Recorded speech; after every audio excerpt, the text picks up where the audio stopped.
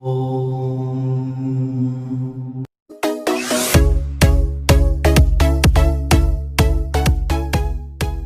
Everybody, मैं मुकुंद आप सबका स्वागत करता हूं हमारे PSRM स्टडी चैनल में। हम लोग आज करने वाले हैं क्लास 9th के सिविक्स से इलेक्टोरल पॉलिटिक्स। ठीक है, आज हम लोग टॉपिक डील करने वाले हैं what makes an election democratic. हमें पता है कि इलेक्शन किसी भी डेमोक्रेसी के लिए एक एसेंशियल एलिमेंट है। ओके, तो हम एक फेयर इलेक्शन, एक आइडियल इलेक्शन के लिए जो मिनिमम रूल्स फॉलो होने चाहिए, जो मिनिमम कंडीशंस फुलफिल होने चाहिए, उसको देखते हुए चलेंगे। ओके, और फिर हम लोग देखेंगे पॉलिटिकल कंपटीशन। पॉलिटिकल कंपटीशन के मीनिंग क्या होते हैं, पॉलिटिकल कंपटीशन के मेरिट्स क्या हैं, क्यों ये एडवांटेजियस है, क्यों ये एसेंशियल है, और पॉलिटिकल कंपटीशन के ड्रॉबैक्स क्या है, नेगेटिव पॉइंट्स क्या है और डिसएडवांटेज क्या है। ठीक है, तो आइए सबसे पहले हम लोग शुरू करते हुए चलते हैं इलेक्टोरल पॉलिटिक्स। ओके, तो आइए सबसे पहले हम लोग शुरू करते हुए चलते हैं what makes an election democratic, यानी वैसे कौन कौन से कंडीशन है जिसके ग्राउंड पे हम कह सकते हैं कि इलेक्शन डेमोक्रेटिक है। इलेक्शन क्या है, डेमोक्रेसी के लिए एसेंशियल है। इलेक्शन के थ्रू हम अपने लीडर्स को इलेक्ट करते हैं। ठीक है, सो हम ना कुछ पॉइंट्स के थ्रू कह सकते हैं कि एक इलेक्शन में, एक फ्री एंड फेयर इलेक्शन, एक आइडियल इलेक्शन या एक कंप्लीट डेमोक्रेटिक इलेक्शन के लिए कौन कौन से कंडीशंस फुलफिल होने चाहिए। ठीक है, तो सबसे पहले हम लोग देखते हुए चलते हैं कि इलेक्शन में everybody has equal right to vote.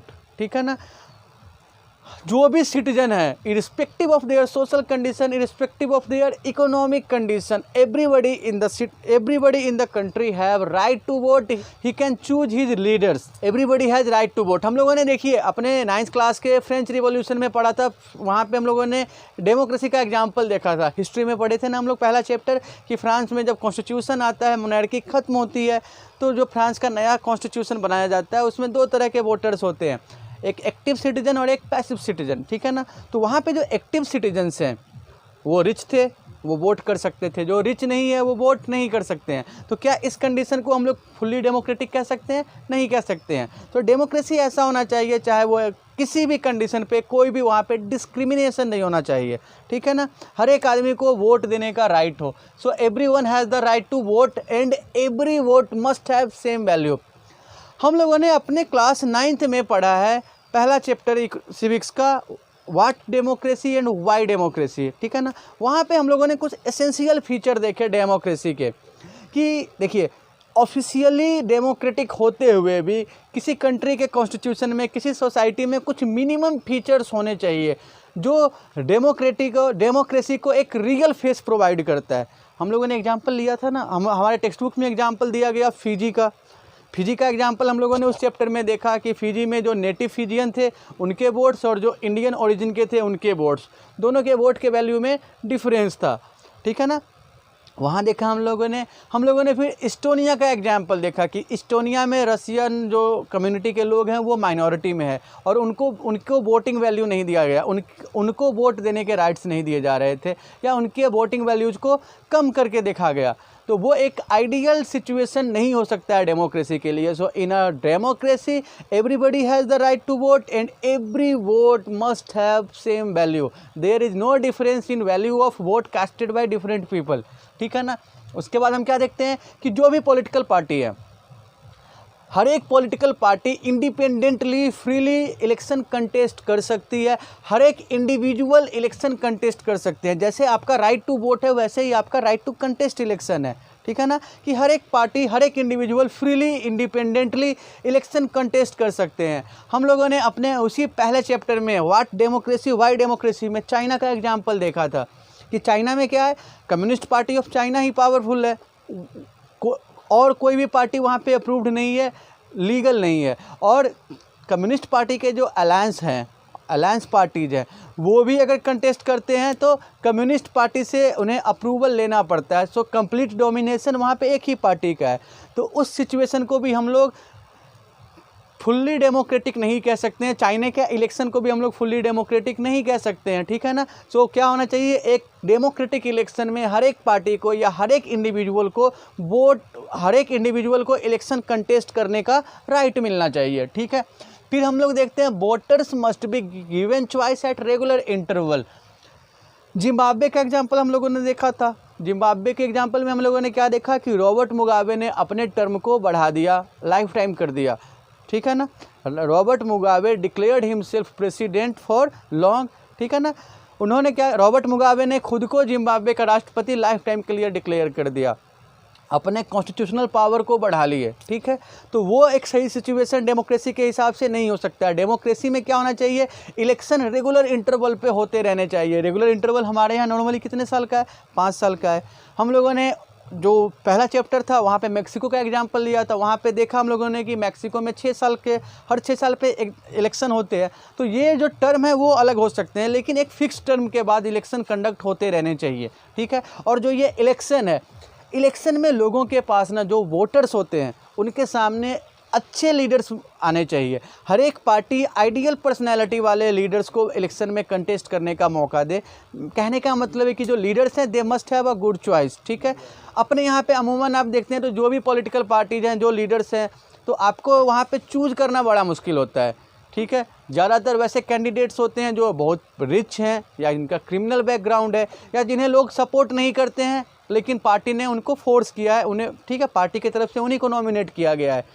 अपने यहाँ आप इलेक्शन में ऐसा सिचुएशन भी देखते हैं कि एक कॉन्स्टिट्यूएंसी में एक सीट पे जो लीडर्स होते हैं, जो पार्टी के रेगुलर वर्कर होते हैं, उनके मर्जी के खिलाफ, ठीक है, पार्टी किसी दूसरे कैंडिडेट को कंटेस्ट करने के लिए नॉमिनेट करती है। तो उससे क्या होता है, लोग भी खुश नहीं होंगे, इवन पार्टी के मेंबर्स का भी मोरल डाउन होगा। तो हमें ये देखना है कि जो वोटर्स जो वोट करते हैं उनके पास एक अच्छा चॉइस होना चाहिए, एक हेल्दी चॉइस होना चाहिए, ठीक है। साफ़ सुथरे क्लीन इमेज के लीडर्स आने चाहिए, ठीक है। उसके बाद हम लोग क्या देखते हैं कि इलेक्शन में जिस लीडर को, जिस रिप्रेजेंटेटिव को लोग प्रीफर करते हैं उन्हें पार्टिसिपेट करना चाहिए, उन्हें ही जीतना चाहिए, ठीक है ना। So the candidate preferred by people should win, okay. वैसे कैंडिडेट जीतने चाहिए जिनको लोग सपोर्ट करते हैं। और उसके बाद आप देखिए इलेक्शन जो कंडक्ट होंगे वो एब्सोल्युटली फ्री एंड फेयर होने चाहिए। जो वोटर्स हैं वो बिना किसी डर के या बिना किसी ग्रीड के वोट करेंगे, ओके। साथ ही साथ जो पार्टीज़ है, जो गवर्नमेंट है, हम लोगों ने देखा है ना अपने उसी चैप्टर में वाई डेमोक्रेसी में कि फ्री एंड फेयर इलेक्शन में क्या होना चाहिए, जो रूलिंग पार्टी है उसके हारने के चांस, जो अपोजिशन पार्टी है उसके जीतने के चांस इक्वल होने चाहिए, ठीक है। जो गवर्नमेंट के जो मशीनरी है वो इलेक्शन के टाइम में इंडिपेंडेंट होना चाहिए। मेक्सिको का एग्जांपल देखे थे कि वहाँ पे क्या करते हैं, जो PRI पार्टी है इलेक्शन जीतने के लिए क्या करती है, वैसे एरिया जहाँ से उनको कम वोट मिलने वाले होते हैं उससे काफ़ी दूर वो बूथ बना देते थे, ठीक है। गवर्नमेंट एम्प्लॉई में जो भी पार्टी के सपोर्टर होते थे उनको वो प्रमोट करते थे, इलेक्शन में उनको ड्यूटी देते थे।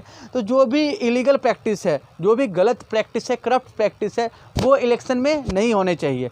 सो election must be conducted on free and fair basis, okay. तो हम लोग ये देख सकते हैं कि इलेक्शन को डेमोक्रेटिक होने के लिए ये कुछ तरीके हैं जिससे हम कह सकते हैं कि एक इलेक्शन कम्प्लीटली डेमोक्रेटिक इलेक्शन है, ठीक है। अब देखिए इलेक्शन जो है, आप जानते हैं कि election creates rivalry, election creates competition among political parties. कोई भी पॉलिटिकल पार्टी हो उसका फोकस इलेक्शन को जीतने पे होता है, ठीक है। और ये जो जीतने की जो ख्वाहिश है, ये जो जीतने की कोशिश होती है, ठीक है, सो ये ना एक कंपटीशन क्रिएट करती है जिसको हम लोग पॉलिटिकल कंपटीशन या इलेक्टोरल कंपटीशन कह सकते हैं। तो आइए हम लोग देखते हुए चलते हैं कि ये पॉलिटिकल कंपटीशन क्या होते हैं और इसके मेरिट्स और डिमेरिट्स क्या हो सकते हैं, ठीक है। तो आइए देखते हैं पॉलिटिकल कंपटीशन, ओके। तो हम लोगों ने ये देखा है कि एक इलेक्शन को कंप्लीटली डेमोक्रेटिक होने के लिए कौन कौन से कंडीशन को फुलफिल करना चाहिए, ठीक है ना। अब हम लोग देखते हुए चलते हैं पॉलिटिकल कंपटीशन क्या होता है। देखिए जो भी पॉलिटिकल पार्टी होते हैं जो इलेक्शन में कॉन्टेस्ट करते हैं, तो हर एक पार्टी का मकसद क्या होता है, इलेक्शन में जीतना, ठीक है ना। So winning election is the motive of every political party, and this motive of winning election creates a competition among political parties, okay. So we can say that political competition is a competition based upon the desire of winning election, okay. देखिए इसके ना profit भी है। ये competition अगर political party में ये competition नहीं होगा तो फिर डेमोक्रेसी का कोई मीनिंग ही नहीं रह जाएगा। क्योंकि यही कंपटीशन है जो हर एक पार्टी को कंपेल करती है, हर एक पार्टी को फोर्स करती है कि वो लोगों के इंटरेस्ट के लिए, लोगों के भलाई के काम करे, ठीक है। और यही कंपटीशन से लोगों को चॉइस भी मिलता है। अगर पॉलिटिकल पार्टी के अंदर ये कंपटीशन नहीं होगी, ये जीतने की भावना नहीं होगी, ठीक है, ये compete करने वाली भावना नहीं होगी, तो फिर डेमोक्रेसी यहाँ मीनिंगलेस हो जाएगी, डेमोक्रेसी का कोई मतलब ही नहीं रहेगा, ठीक है। डेमोक्रेसी का फाइनली तो यही इंटरेस्ट है, यही मतलब है ना कि एक ऐसा गवर्नमेंट है जो लोगों के लिए काम करे, लोगों के बेटरमेंट के लिए काम करे, ठीक है। हर एक पार्टी को ये पता है कि अगर वो अच्छा करेंगे, लोगों के लिए काम करेंगे, ठीक है, डेवलपमेंट के काम करेंगे, तो लोग उनको फिर से वोट करेंगे, ठीक है ना। तो ये पार्टी को भी फोर्स करती है कि वो सही से अपने डिसीजन को ले, सही से काम करे, अपने सारे कमिटमेंट्स फुलफिल करे, ठीक है। तो हम लोग देखते हुए चलते हैं कि every party aims at winning election, the focus of winning election and faith of people creates a spirit of competition among political parties and this spirit of competition gives a meaning to democracy. Without this spirit of competition democracy would be meaningless, ठीक है ना। Political competition में अगर competition नहीं हो parties के बीच में तो डेमोक्रेसी का कोई खास मतलब नहीं रह जाएगा। हम लोग देख सकते हैं कि ये जो कंपटीशन है पॉलिटिकल पार्टीज़ के, ठीक है, पॉलिटिकल पार्टीज़ में जो कंपटीशन है वो सही भी है, गलत भी है, इसके मेरिट्स भी हैं और डिमेरिट्स भी हैं, ठीक है ना। तो हम लोग देखते हुए चलते हैं पॉलिटिकल पार्टी के जो कंपटीशन है, जिसको हम लोग पॉलिटिकल कंपटीशन या इलेक्टोरल कंपटीशन कहते हैं, ठीक है, उसके कुछ प्लस पॉइंट देखते हुए चलते हैं। सबसे पहले आप देखिए, ये जो पॉलिटिकल कंपटीशन है ये पार्टी पे, ये रिप्रेजेंटेटिव्स पे, ये लीडर्स पे फोर्स डालती है, उनके ऊपर प्रेशर डालती है कि वो अपने एरिया के लोगों के लिए सही से काम करे, ठीक है ना। क्योंकि पता है इन्हें कि अगर ये काम सही से नहीं करेंगे तो लोगों का सपोर्ट नहीं मिलेगा, लोग वोट नहीं करेंगे। सो political competition put pressure on leaders towards betterment of people, okay.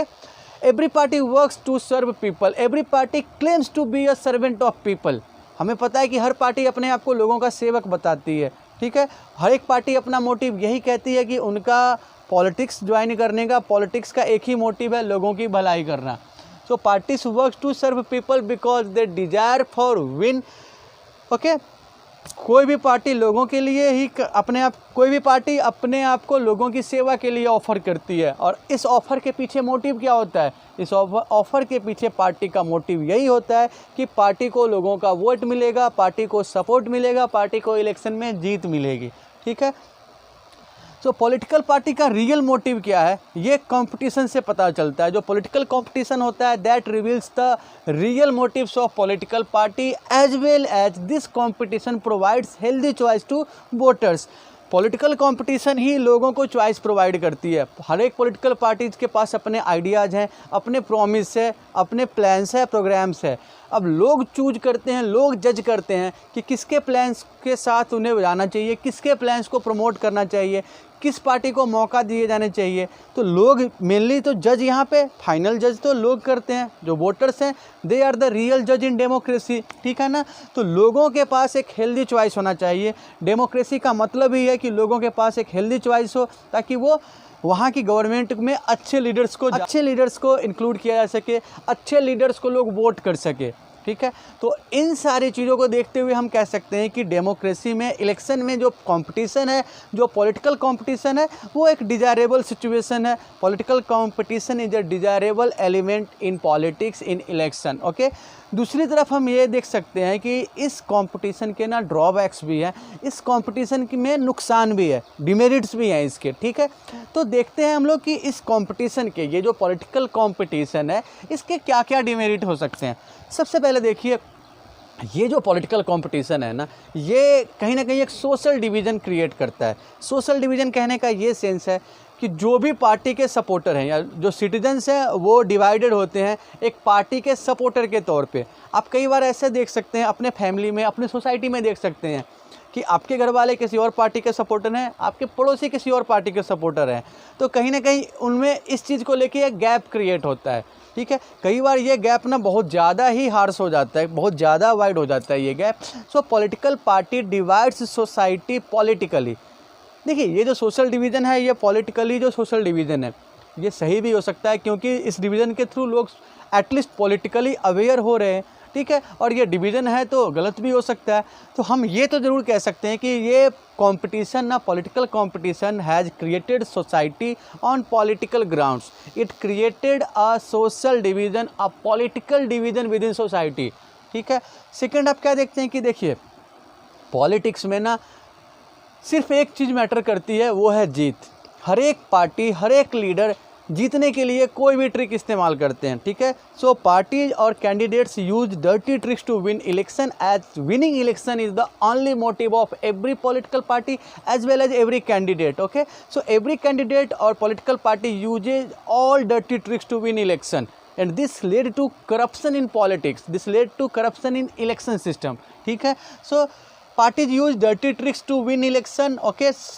उसके बाद देखिए जो ये पार्टीज हैं इनके ऊपर क्या चीज़ का प्रेशर होता है, किसी भी तरीके से इलेक्शन को जीतना।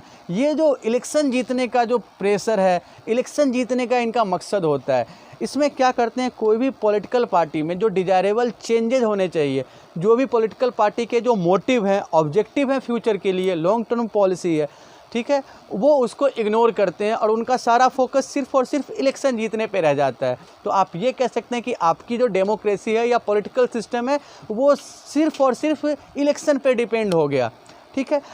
इस चीज़ में हम क्या देखते हैं कि जो हमारा पॉलिटिकल सिस्टम है उसमें जो वैल्यूज होने चाहिए, जो सोशल या मोरल वैल्यूज है, उसकी कमी देखते हैं हम लोग पॉलिटिक्स में। So pressure of winning election ignores long term policies of parties as well as candidates. उसके बाद देखिए ये जो इलेक्शन जीतने के कारण जो सोसाइटी में जो करप्शन बढ़ा है, पॉलिटिक्स में जो करप्शन बढ़ा है, उसके कारण पॉलिटिशियन और पॉलिटिकल पार्टीज़ की इमेज काफ़ी घटी है, इमेज काफ़ी ख़राब हुई है लोगों में, ठीक है। तो कहीं ना कहीं पॉलिटिक्स किसी भी कंट्री की, किसी भी सोसाइटी में सही कंडीशन वो माना जाएगा पॉलिटिक्स की जब यंग लोग, जब ऑनेस्ट लोग, साफ़ सुथरे लोग, ठीक है, अच्छे इमेज वाले लोग, क्वालिफाइड लोग पॉलिटिक्स में आएंगे। लेकिन पॉलिटिक्स में बढ़ते हुए करप्शन के कारण क्या है, अपने यहाँ पे आप देखेंगे तो जो अच्छे कैंडिडेट होते हैं, जो ऑनेस्ट कैंडिडेट होते हैं, वो पॉलिटिक्स ज्वाइन करने से बचते हैं, ठीक है। So corruption and bad image of politician restrict young and honest people from joining politics, ठीक है। तो ये जो पॉलिटिकल कंपटीशन है इसका डिमेरिट हम लोग देखते हैं। तो आज के इस वीडियो में हम लोगों ने पॉलिटिकल कंपटीशन के मेरिट्स और डिमेरिट्स को देखा, साथ ही साथ हमने वैसे कंडीशंस देखे जिसको फुलफिल करने के बाद हम कह सकते हैं कि एक इलेक्शन एक डेमोक्रेटिक इलेक्शन है,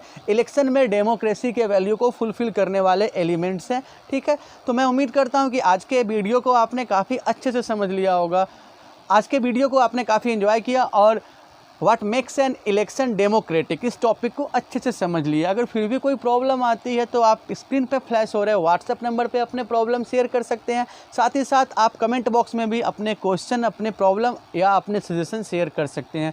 और अगर ये वीडियो पसंद आया तो आप प्लीज़ हमारे चैनल को लाइक और सब्सक्राइब करेंगे। Thank you.